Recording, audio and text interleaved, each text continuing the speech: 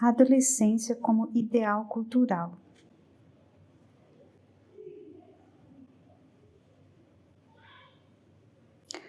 Um lado exasperante da adolescência é que é difícil encontrar uma escolha adolescente que não seja a realização do sonho dos adultos. É quase impossível para o adolescente se afastar da interpretação do desejo adulto por duas razões. Primeiro, porque o acesso à idade adulta em nossa cultura não é regrado por um ritual, mas depende de um olhar, de um consenso que nem sabe articular suas condições.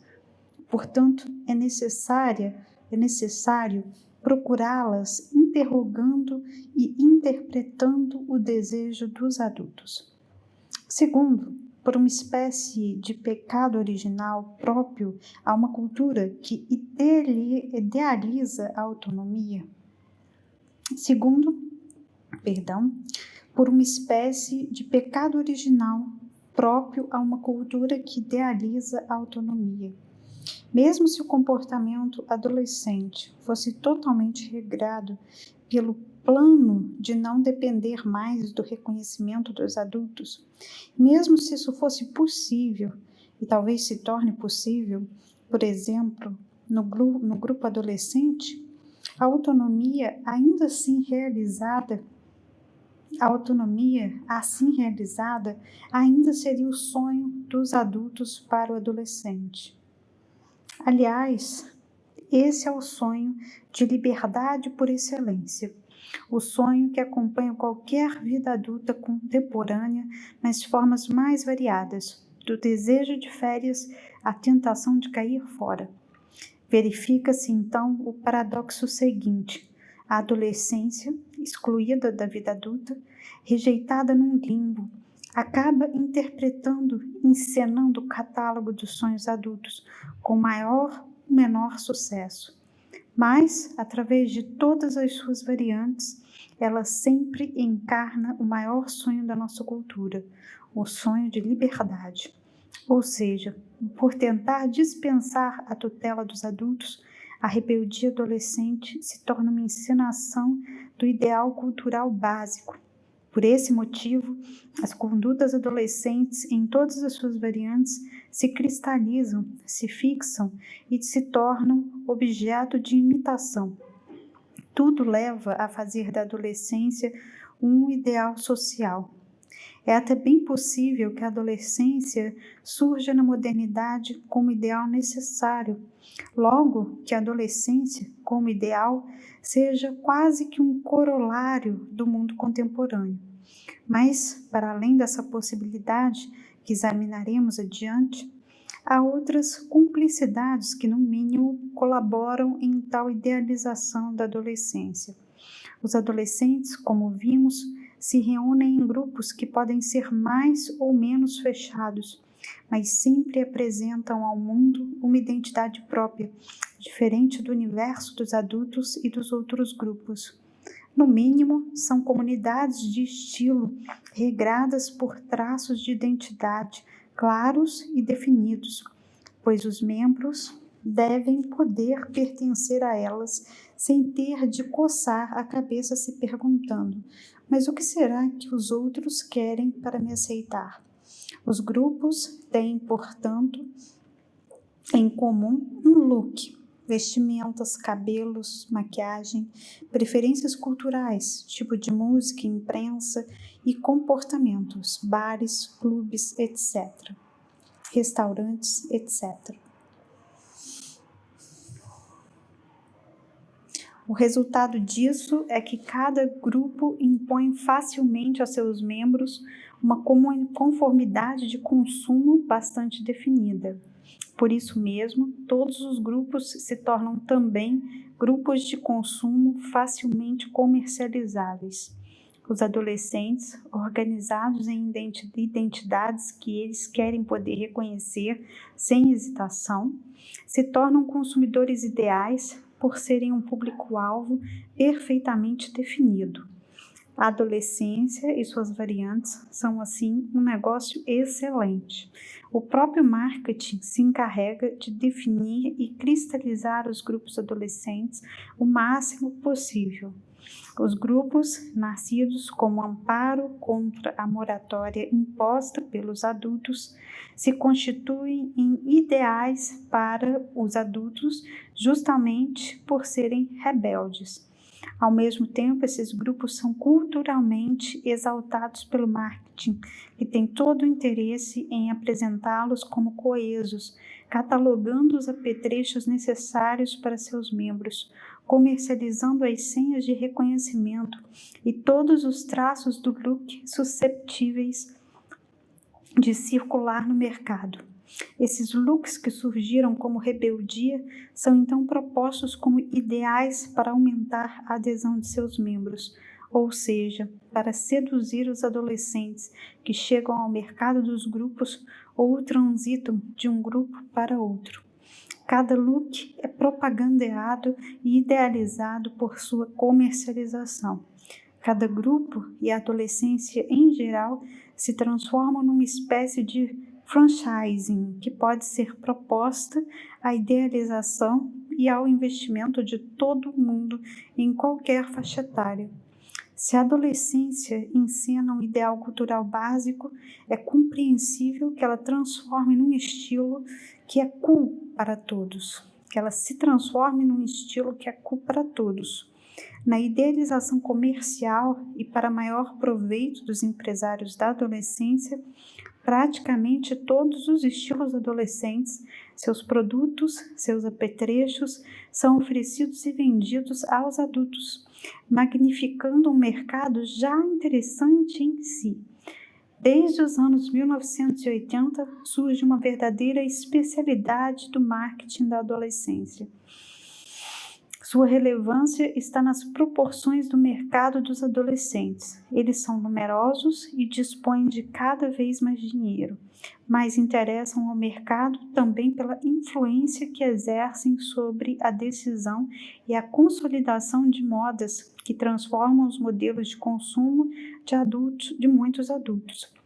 A adolescência, por ser um ideal dos adultos, se torna um fantástico argumento proporcional.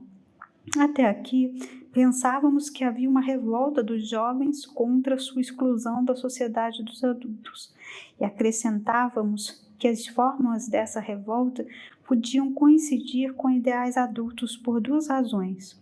Porque o ideal cultural dominante é, em nossa cultura, a insubordinação.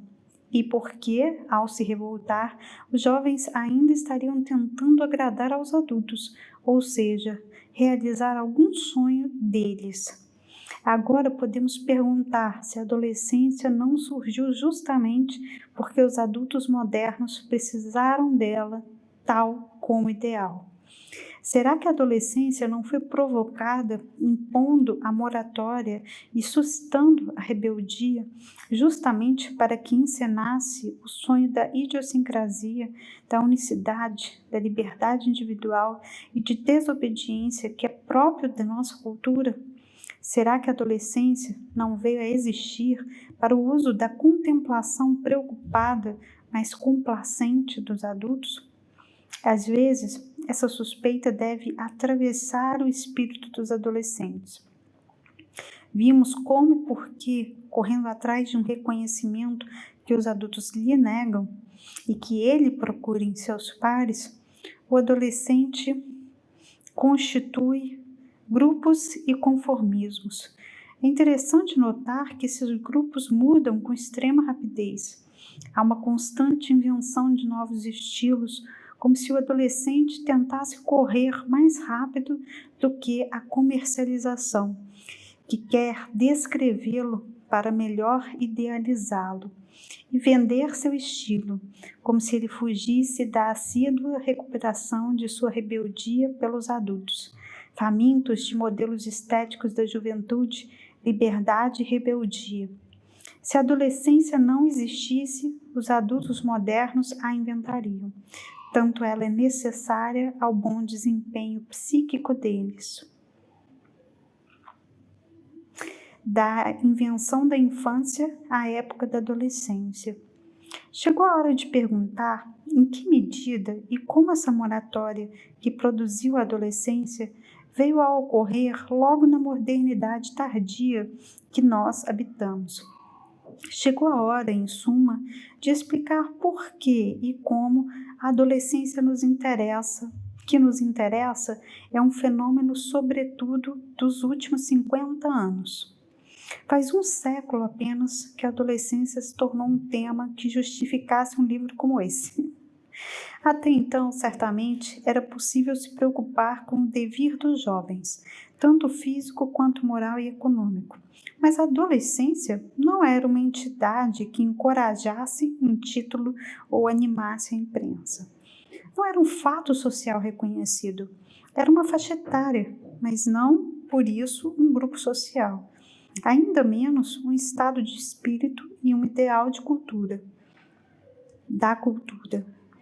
Para entender como isso aconteceu, é necessário primeiro lembrar que a própria infância é uma invenção moderna. Em princípio, e com as devidas exceções, em nossa cultura, todos amamos, ou melhor, veneramos as crianças incondicionalmente e irresistivelmente. Não podemos deixar passar um miúdo perto de nós sem estender a mão para a carícia protetora na pequena testa. Quando, num café ou restaurante, cruzamos o olhar de uma criança sentada em outra mesa, estamos dispostos a fazer qualquer macaquice para extrair seu sorriso. Em outras palavras, qualquer adulto parece estar investido da dupla missão de proteger as crianças e torná-las felizes. Mas por que essa seria uma propriedade exclusiva da modernidade? Certo, os seres humanos nascem extraordinariamente prematuros e a espécie conta com cuidados parentais assíduos e permanentes para assegurar a sobrevivência dos rebentos. Sem uma dose brutal de amor dos pais e esforços anexos, nossa espécie estaria presumivelmente ameaçada. O amor pelas crianças nos parece, portanto, natural, um efeito quase fisiológico da prematuração dos pequenos humanos, necessário na batalha da evolução das espécies. Sem amor e cuidados, as crianças, de certo, não sobreviveriam, mas nem por isso o amor e os cuidados foram sempre os mesmos. Ao contrário, como foi inicial e magistralmente mostrado por Philippe Arriet, pode-se dizer que a infância é uma invenção moderna. Entendendo aqui por infância, não os primeiros anos da vida, que sempre existiram, obviamente, mas a própria ideia de um tempo da vida bem distinto da idade adulta, miticamente feliz, protegido pelo amor dos pais e, sobretudo, não definido simplesmente pela espera apressada de se tornar adulto. Na modernidade, a infância se tornou objeto de preocupações, meditações, planos e projetos infinitos, tema inesgotável e autônomo de exploração e debate. Aliás, essa posição aos poucos parece ser herdada pela adolescência. Vamos ver como essa ideia ou visão da infância veio surgindo em nossa cultura junto com a modernidade do século XIII em diante e se afirmou definitivamente só quando a modernidade ganhou a partida, no final do século XVIII.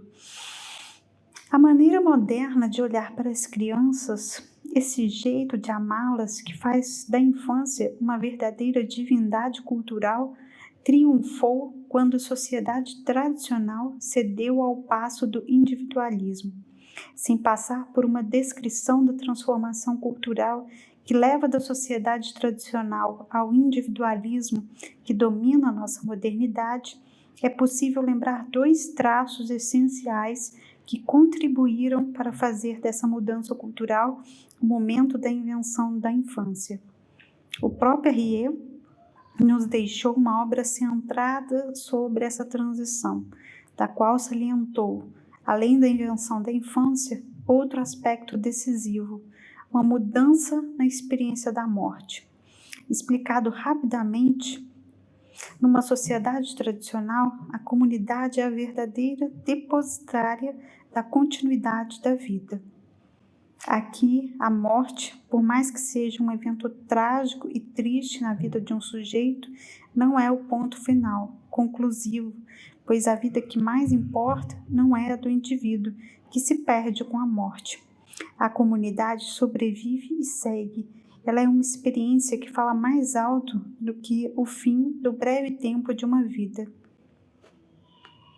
Com o fim da sociedade tradicional, a morte se torna fundamentalmente uma experiência individual, cujo sentido ou falta de sentido deve ser procurado no espaço da vida do indivíduo e não pode ser substituído pela significação mais ampla da comunidade.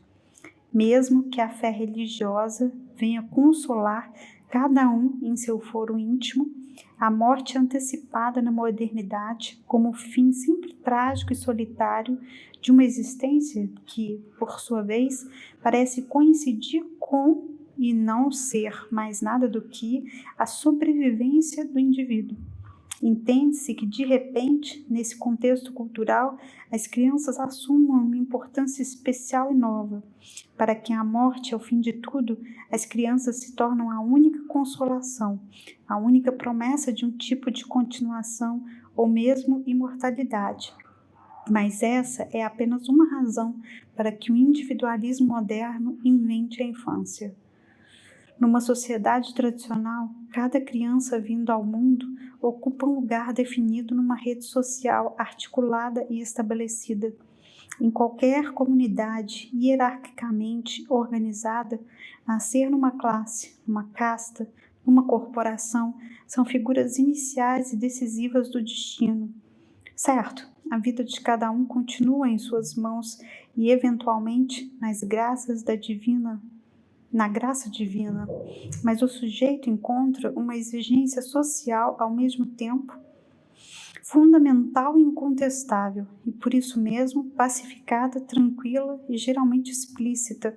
Trata-se de ocupar o lugar que o nascimento outorgou a cada um, o universo por onde regra, a divisão social é decidida pela tradição. Ao contrário, numa cultura individualista como a nossa, espera-se de antemão que qualquer sujeito se construa um lugar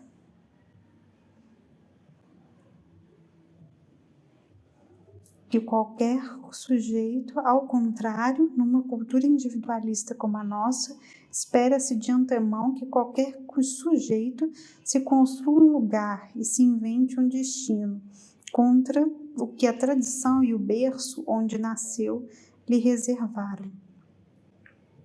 Por isso, transmitir, ensinar, formação em nossa cultura são atividades tão problemáticas, pois a ordem transmitida, quer dizer, a tradição, é contradizer a tradição. Ora, quase todas as instituições do mundo tradicional periclitaram ou sumiram com a modernidade.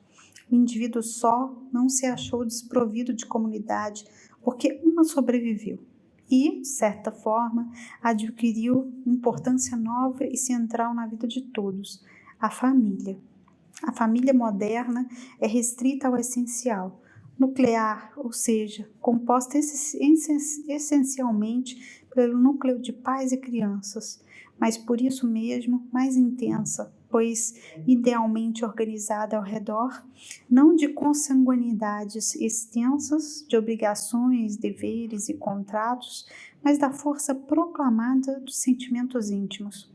A família nuclear existe e resiste por ser fundada no amor. Amor entre pai e mãe e amor entre estes e as crianças que eles criam. A família, instituição que, portanto, sobrevive e vinga na modernidade, é a grande porta-voz do duplo vínculo moderno. Ela pede às crianças todo tipo de submissão e obediência em nome do amor, mas também pede, em nome do mesmo amor, mas também pede que, em nome do mesmo amor, a criança se liberte da família e ultrapasse a condição na qual se criou para responder às expectativas dos pais, particularmente para dar continuidade, imortalidade aos sonhos dos pais, sonhos frustrados, antes de mais nada, pela mortalidade dos sonhadores. Para entender melhor como se criam na modernidade as condições sociais e psicológicas da sacralização da infância, ainda é preciso acrescentar a esse quadro sucinto outro traço bem específico da modernidade ocidental, a insatisfação fundamental do sujeito. O homem moderno não é insatisfeito acidentalmente com o que lhe acontece. Infeliz porque choveu, a peste recrudesceu ou, de novo, a guerra vem por aí. É indispensável que ele seja insatisfeito constitutivamente, por definição, pois seu lugar no mundo não pode nem deve ser mais definido do que sua aspiração, como se diz, de subir na vida, sua ambição, sua inveja. Esse traço se revelou crucial para produzir uma aceleração inédita na produção de riqueza e de diferença social. O sujeito moderno quer mais, portanto, produz e consome mais, porque deve querer sempre mais do que os outros. Não pode haver objeto, façanha, ou mesmo triunfo social que possa apagar essa insatisfação. Para o sujeito moderno, sua obra, seu trabalho de escalador social permanecerão sempre inacabados. Talvez se compreenda melhor agora por que a modernidade realizada produz uma paixão inédita pelas crianças. Para seus pais e para os adultos em geral, elas são a consolação e a esperança. Graças a elas, os adultos estendem o sentido e a expectativa de suas vidas para além do limite estreito de sua sobrevivência individual. Graças a elas, a insatisfação própria do sujeito moderno se torna suportável, pois o fracasso, inevitável numa corrida que desconhece faixa de chegada, alimenta a espera de que as crianças façam revezamento conosco.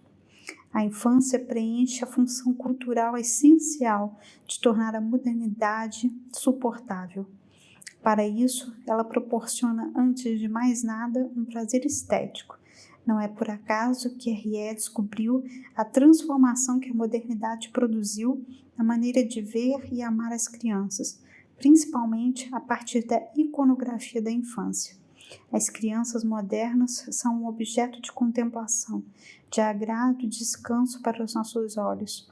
Criamos, vestimos, arrumamos as crianças para comporem uma imagem perfeita e segura de felicidade. No começo da visão moderna da infância, elas eram bem vestidas, aquém da diferença sexual. Seu desejo era negado por ser para elas uma possível fonte de inquietação.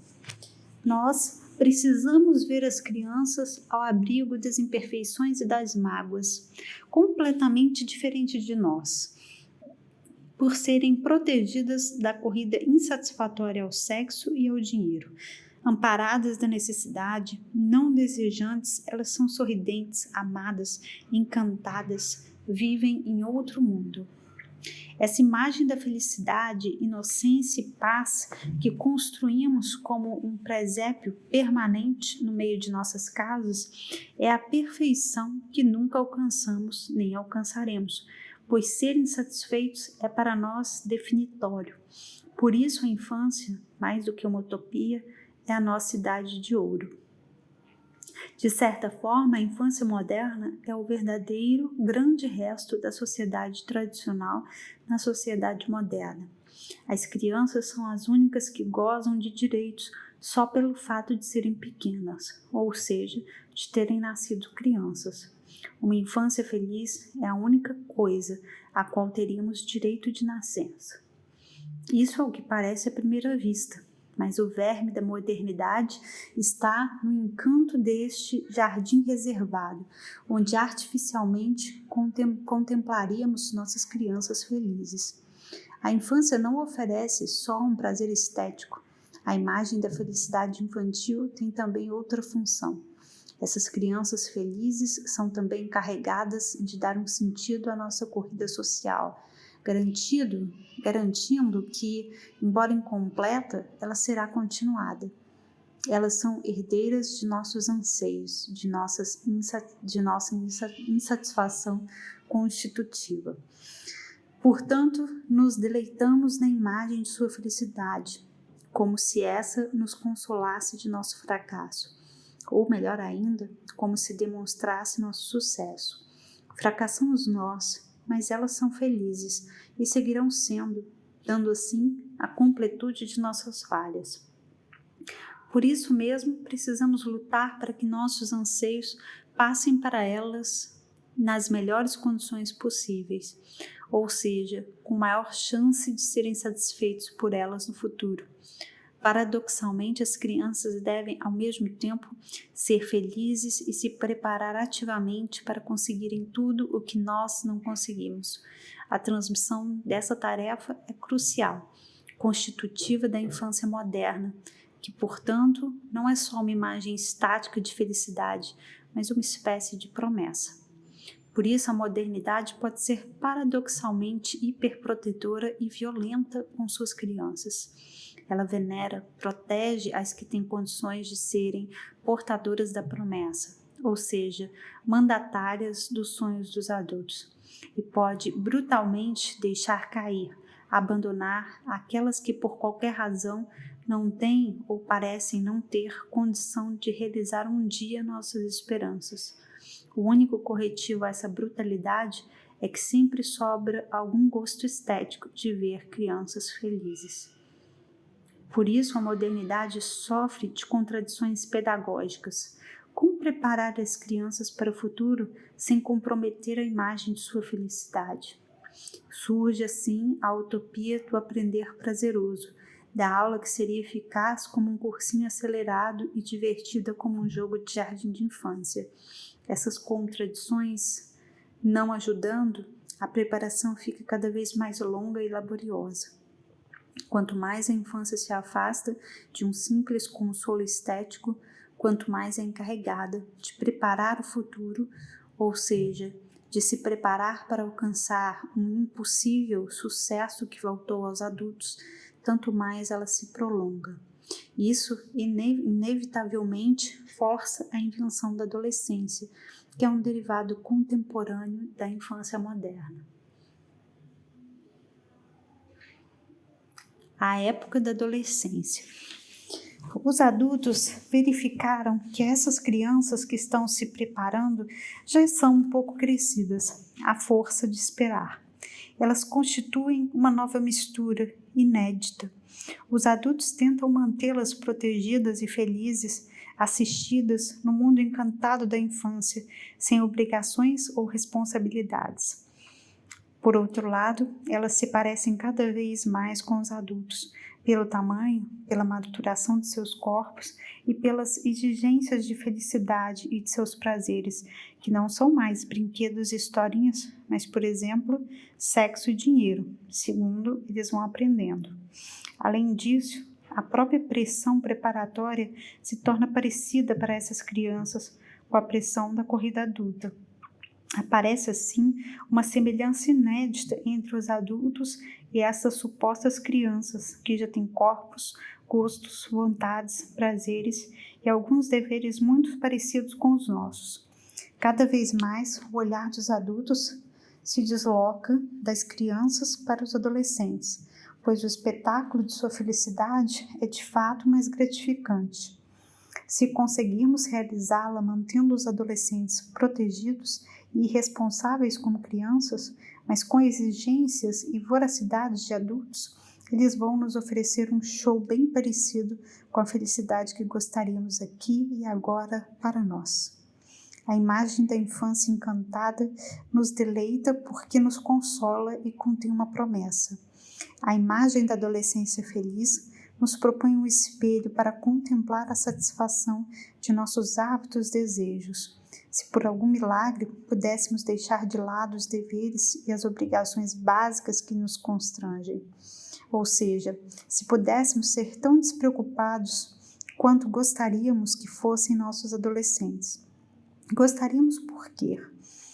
Para nos oferecer esse show, justamente. As visões de infância e adolescência se opõem como o erotismo alusivo se opõe à pornografia. Olhamos para a infância como promessa. Procuramos na visão da adolescência o clipe dos nossos gozos. Nossa, se pudéssemos de verdade tirar férias de um jeito que nem adolescente consegue.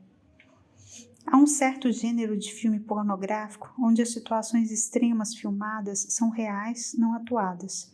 Pois bem, a adolescência real nos assusta como um desses filmes, em que de repente se realizam de verdade fantasias que estão em nós, mas que preferimos esquecer.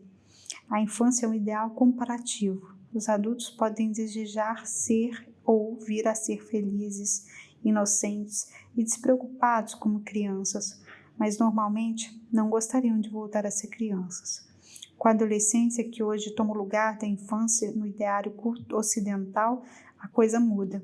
O adolescente não é só um ideal comparativo como as criancinhas, ele é um ideal possivelmente identificatório. Os adultos podem querer ser adolescentes. Os adolescentes ideais têm corpos que reconheceremos como parecidos com os nossos em suas formas e seus gozos, prazeres iguais aos nossos e, ao mesmo tempo, graças à mágica da infância estendida até eles, são ou deveriam ser felizes, uma hipotética suspensão das obrigações, das dificuldades e das responsabilidades da vida adulta. Eles são adultos de férias, sem lei. Em nossa idealização, seriam turistas sexuais num terceiro mundo sem polícia. Bon vivants gostando de ficar high no Afeganistão antes de 1970, ou nos cafés de Amsterdã, compradores em dólares nos supermercados inflacionados do quarto mundo e, mesmo assim, eternos ganhadores da loteria. Talvez adoremos mais essa imagem do que a imagem das crianças que nos extasiava, pois é propriamente uma imagem de nós mesmos gozando, felizes, sem impedimento ou quase, gostando tanto que é uma pena nos confinarmos na contemplação estética ou no sonho. Por que simplesmente não imitá-los? Concretamente não é simples, pois quem vai nos dar mesada? Mas podemos, por exemplo, imitar seus estilos. A adolescência se torna, assim, o ideal dos adultos. Ou seja, os adultos não se contentam mais com o consolo oferecido pela visão das criancinhas felizes. Eles encontram nos adolescentes idealizados um prazer menos utópico e mais narcisista. Os adolescentes oferecem uma visão plausível, praticável. Idealizar os prazeres da adolescência, que contrariamente à infância, é imitável. É uma maneira de querer menos consolo com perspectivas futuras, o que a infância oferece, e mais satisfação imediata. Queremos ver os adolescentes felizes porque eles seriam apenas a caricatura desocupada de nós mesmos, portanto, atingíveis ao nosso alcance. Essa idealização não escapa aos próprios adolescentes. Até a metade dos anos 1960, claramente o ideal, inclusive estético, da maioria dos adolescentes era a idade adulta.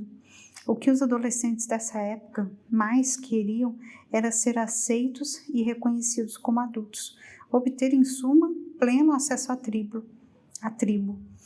Isso provavelmente não é diferente do que querem os adolescentes de hoje, mas justamente com esse fim, os de então se esforçavam em imitar os adultos. O aniversário, 12 ou 13 anos, em que as causas cumpridas eram autorizadas, era esperado como se fosse mais importante ou tão importante quanto a crisma, bar mitzvah ou equivalente. As maneiras em público eram do mesmo jeito inspiradas pelos adultos. Chegando em casa da escola, os jovens deviam trocar de roupa de rua para roupa de casa. Isso porque se presumia que uma criança se sujasse, deitasse no chão, etc. A vontade de poder ficar o dia inteiro de paletó e nó de gravata tem um paralelo hoje. Hoje, a grande vontade dos adultos de poderem, enfim, se vestir como adolescentes nos domingos e mesmo nas sextas-feiras informais permitidas nos escritórios. A vontade de usar sapato amarrado até em casa corresponde hoje à vontade adulta de usar tênis até quando não é hora de praticar nenhum esporte. Também os adolescentes dos anos 1960 procuraram não só parecer adultos, mas se aventurar em qualidades de experiência adultas. Se possível, mais adultas do que a experiência dos adultos. Algumas atividades adolescentes, desde as brincadeiras até a masturbação, eram culpadas e vergonhosas, não tanto por serem proibidas, mas por serem infantis, ou seja, prova de distância da idade adulta, de falta de maturidade que daria acesso ao reconhecimento social e à independência. Talvez por isso os adolescentes dos anos de 1960 acabaram sendo uma geração de indivíduos politicamente engajados para mitigar e esconder uma vontade de folia até atrás da seriedade da consciência social. O ideal deles era a vida adulta. O desejo não era de se conformar aos adultos, mas de não se diferenciar deles por serem infantis, adolescentes. Atrás desses adolescentes havia as crianças que eram aparentemente felizes num mundo de contos de fada, e assim ficariam até descobrirem que o que importava era ser adulto. Elas eram idealizadas por todos, mas como um daguerreótipo da felicidade de outros tempos. As crianças eram decorativas, o ideal dos adultos lá na frente. Isso começou a mudar bem naquela época. Aos poucos, os adolescentes se tornaram o ideal dos adultos.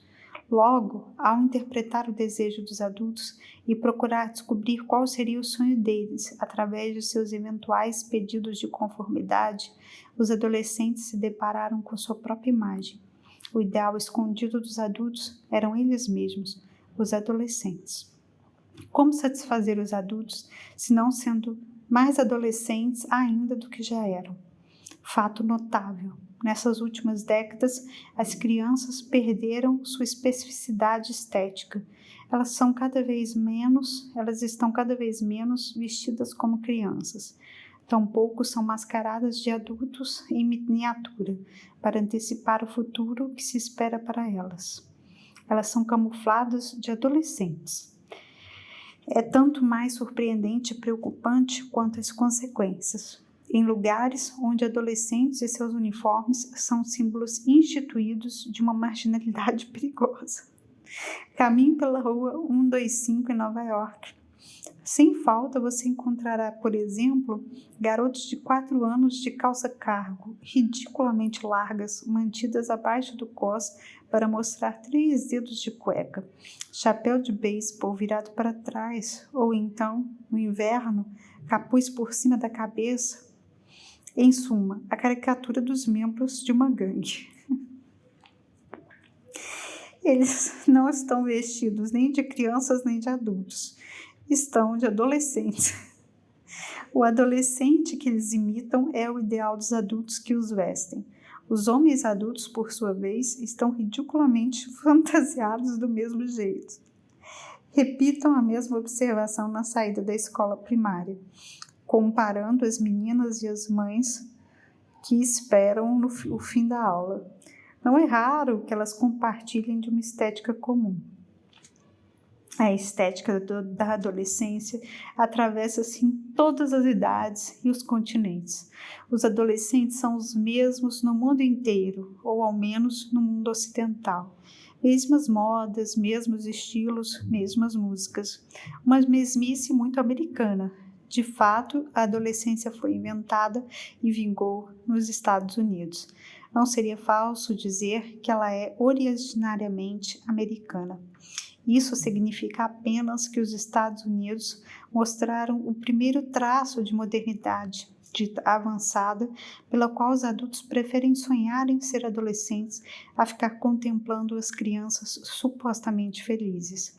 De qualquer forma, a adolescência é o ideal coletivo que espreita qualquer cultura que recusa a tradição e idealiza liberdade, independência, insubordinação, etc. Os Estados Unidos foram aqui vanguarda no Ocidente moderno. Aliás, isso explica em parte a incrível expansão da cultura americana na segunda metade do século XX, pois quem captura a alma dos adolescentes, quem decide os estilos adolescentes, de fato é o mestre dos sonhos dos adultos, cuja aspiração é a adolescência. Paradoxalmente, nota-se entre parênteses, essa americanização forçada, que nivela e destrói patrimônios culturais diferentes, pode ter alguns efeitos positivos. Por exemplo, no Brasil, rappers afavelados conseguem sair da exclusão e participar da adolescência, encarnar todos uma fatia de ideal, por parentesco com os rappers dos guetos americanos. Nessa situação em que a adolescência é um ideal para todas as idades e global, o adolescente se torna um ideal para si mesmo. Ele é empurrado pelo olhar admirativo de adultos e crianças a se tornar cada vez mais a cópia de seu próprio estereótipo, a se marginalizar, ser rebelde, para seguir ocupando o centro da nossa cultura, ou seja, o lugar do sonho dos adultos. A adolescência, nessa altura, não precisa acabar.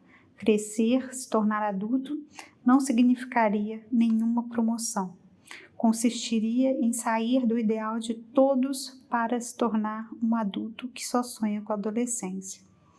Acaba, assim, a preocupação fundamental do adolescente de ser aceito ou reconhecido pelos adultos como um par. Não precisa mais se preocupar. A adolescência é agora o ideal dos adultos por ser supostamente um tempo de férias permanentes, uma maneira de ser adulto quanto aos prazeres, mas sem as obrigações relativas. Se a adolescência é isso, ela é reconhecida o suficiente. Por que desejar se tornar adulto quando os adultos querem ser adolescentes? E por que desejar o reconhecimento dos adultos se, na verdade, são estes que parecem impedir que os adolescentes o reconheçam como pares? Os adolescentes pedem reconhecimento e encontram no âmago dos adultos um espelho para se contemplar. Pedem uma palavra para crescer e ganham um olhar que admira justamente o casulo que eles queriam deixar. Moral da história: o dever dos jovens é envelhecer. Suma sabedoria. Mas o que acontece quando a aspiração dos adultos é manifestadamente a de rejuvenescer? Bom, depois vai ter a bibliografia comentada. Deixa eu ver. Nossa.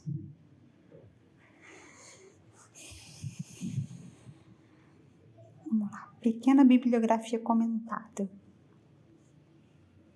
Para ler mais sobre o tema e também para percorrer com mais detalhes algumas das etapas que permitiram escrever esse ensaio, podem-se apontar 3 caminhos. O primeiro são os textos nas quais e pelos quais a adolescência se constituiu e cresceu como objeto autônomo de perplexidade, reflexão e pesquisa. Eles contribuíram não só para entender a adolescência, mas, sobretudo, para fazê-la existi-la como problema moderno. Bom, ele indica que a adolescência, uma psicologia das relações, antropologia, sociologia, sexo, crime, religião e educação. Nossa, de 1904. É a obra fundadora dos estudos sobre adolescência. Stanley Hall. Hall pode ser considerado o criador da adolescência, seu inventor. Ele se preocupou com a precocidade dos jovens de seu tempo, os quais lhe pareciam chegar cedo demais às ruas, às fábricas, aos braços dos parceiros sexuais e também às prisões. De fato, essa precocidade não constituía novidade nenhuma. O que era novo naquele começo do século XX era a preocupação de Hall. Ele foi à luta para que os benefícios da infância se prolongassem. Suas palavras foram decisivas para que aos poucos os adolescentes fossem escolarizados, tão obrigatoriamente quanto as crianças. Inaugurou-se assim uma tendência que hoje empurra a escolaridade obrigatória e com ela a adolescência para além dos 20 anos de idade. Hall considerava a adolescência uma época perigosa e trabalhosa, mas concebia essas dificuldades como naturais, próprias a uma fase da vida. Concluía, portanto, que os jovens precisavam de proteção por mais tempo do que pensávamos. Em sua descrição da adolescência, já aparece a mistura de medo e inveja, que acompanha até hoje a idealização dessa época da vida. Coming Age in Samoa, o livro de Margaret Mead, de 1928. A grande antropóloga Margaret Mead respondeu a Hall, mostrando que a adolescência atormentada e difícil não é nenhuma necessidade fisiológica, nenhuma fatalidade, mas uma produção da nossa cultura. Ela descreve uma sociedade nas Ilhas Samoa, onde a adolescência é uma transição fácil e feliz. Mesmo se a descrição etnológica é hoje discutida, o que não significa contestada, o livro segue sendo um marco no debate sobre infância e adolescência. Boys Delinquentes, a cultura da gangue, de Albert Cohen, de 1955. Logo depois da guerra, aparece o clássico o clássico de Albert Cohen sobre jovens delinquentes.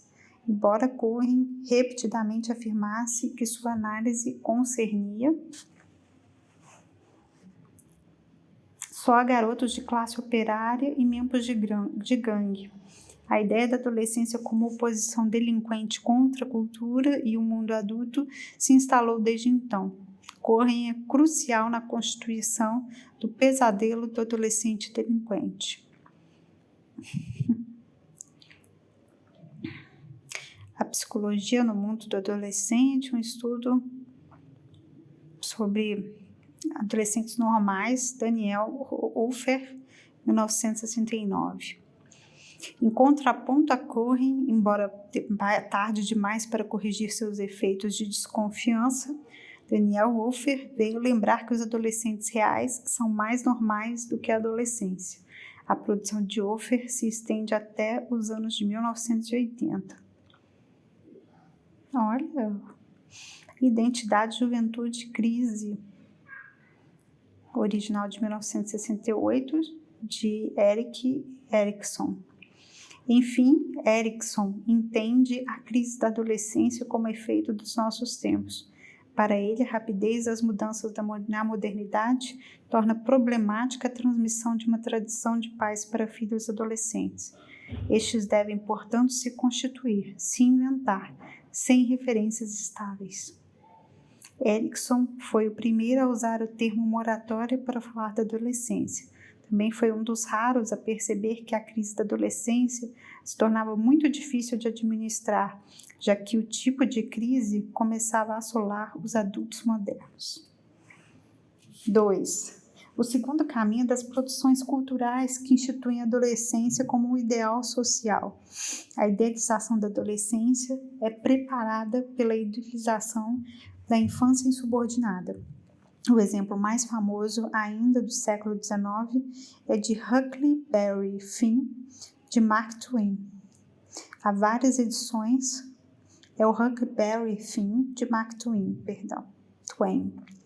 Há várias edições em português disponíveis.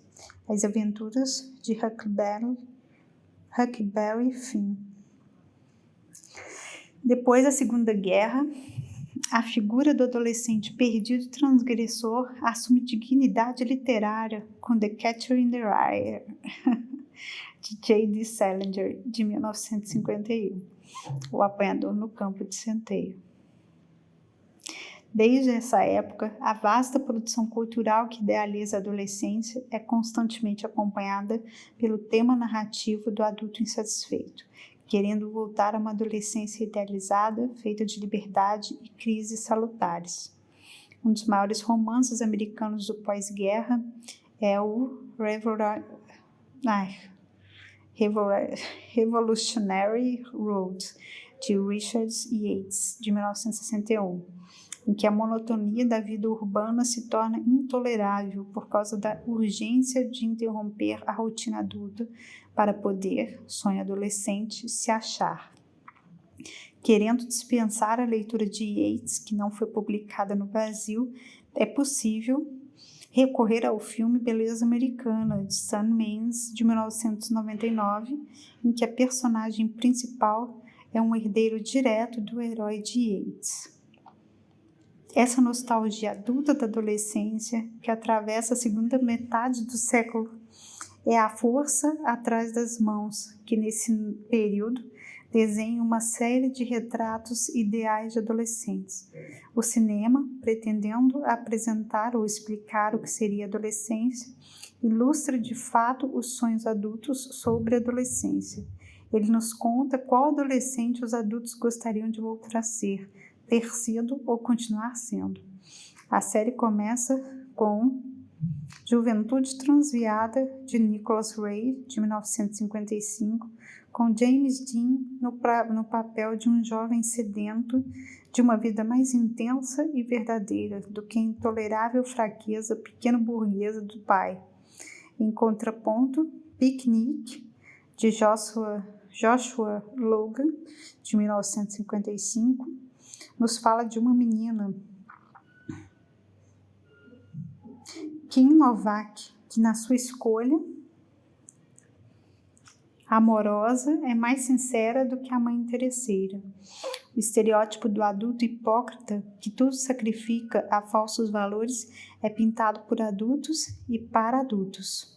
Em suma, os adultos adoram se ver e julgar pelos olhos do adolescente ideal que eles imaginam nostalgicamente. Os filmes com Elvis Presley insistem no charme inquietante do adolescente pouco recomendável. O Herói, de J.O. House Rock, Prisioneiro do Rock, de Richard Thorpe, de 1957, se torna cantor na cadeia. Verifiquem a cara dos pais da moça que se apaixona por ele. É impossível oferecer aqui uma filmografia da adolescência, apenas podemos indicar que depois desse começo ela poderia terminar com 2 filmes. Kids, de Leo Fitzpatrick, de 1995, seria o exemplo ideal da transgressão e do gozo heróico do adolescente. Do outro lado estaria American Pie, de Paul Weitz, de 1999, como um exemplo da visão da adolescência engraçada e mais próxima da realidade. É instrutivo considerar que Kids fez sucesso com adolescentes e adultos. American Pie seduziu apenas os adolescentes. Sobre a constituição do ideal adolescente nos Estados Unidos dos anos 1950, vale conferir, no mínimo, em sua segunda parte.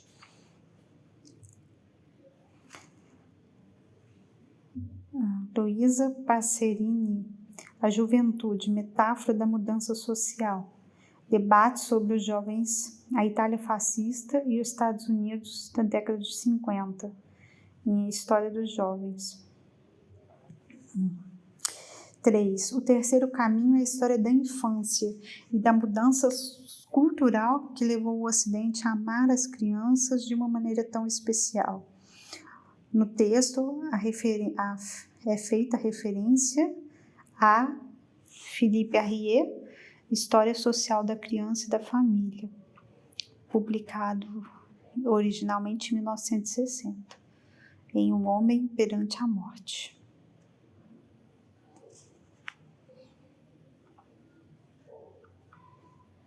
Bom, esse é o livro do Contato Caligares.